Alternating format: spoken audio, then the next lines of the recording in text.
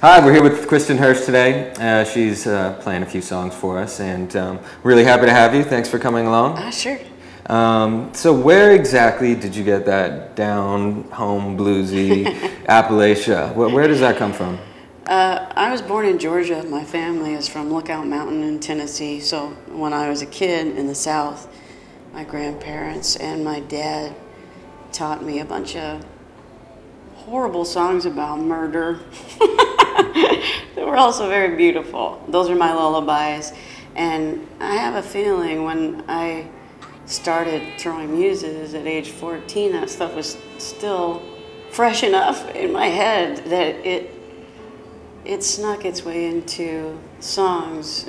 My songs are a little horrible too, and some of the chord progressions are reminiscent of those old mountain songs.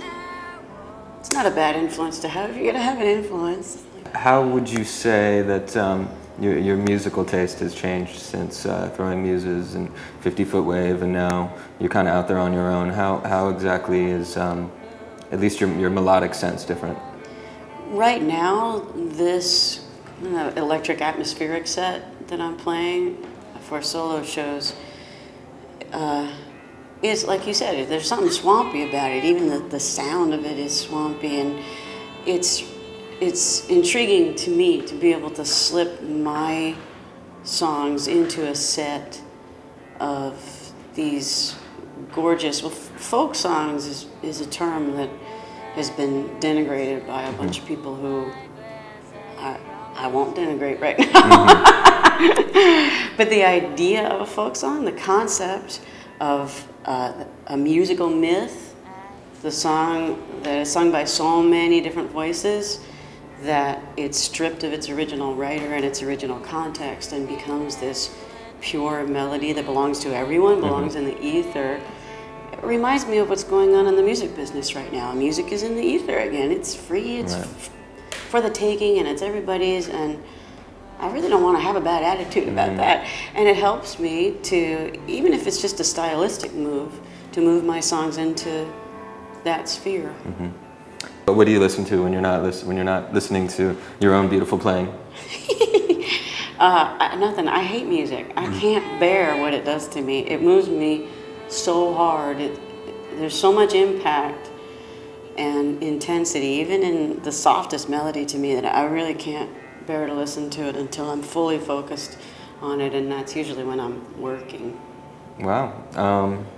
Can you tell me a little bit about Cash Records, or is that what it's called? It's Cash Music, yeah. It's an acronym for the Coalition of Artists and Stakeholders, and it's a nonprofit that I started with a bunch of people I know who also care about music existing outside of the music business, to allow musicians to reach listeners without a middleman. There are a lot of middlemen in the music industry, and some artists refuse to play that game, some aren't allowed into the game, but I think it's important that we let these people who are more like scientists than entertainers do their lab work, and not for any marketable outcome necessarily, just to be looking for the truth. So the way I use Cash is to be fan supported. I have listeners who subscribe to my career. They're called Strange Angels, and they pay all of my recording costs. For that, they get into shows free, they get CDs free, and whatever perks we can think of to give them, because we so appreciate what they do.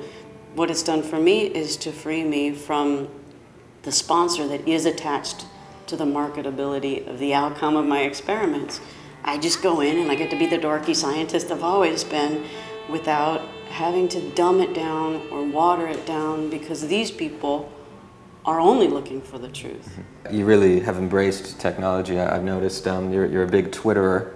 I'm so annoying.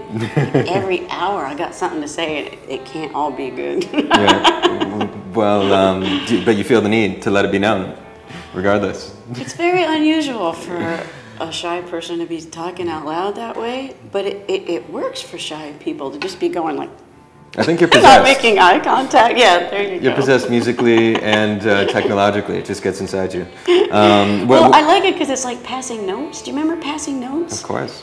That's a high art form, and it's really underappreciated. We let it go when we leave school. There's no reason to pass notes, but now Twitter lets you pass notes. Hi, this is Kristin Hersh. You're watching UGO.com.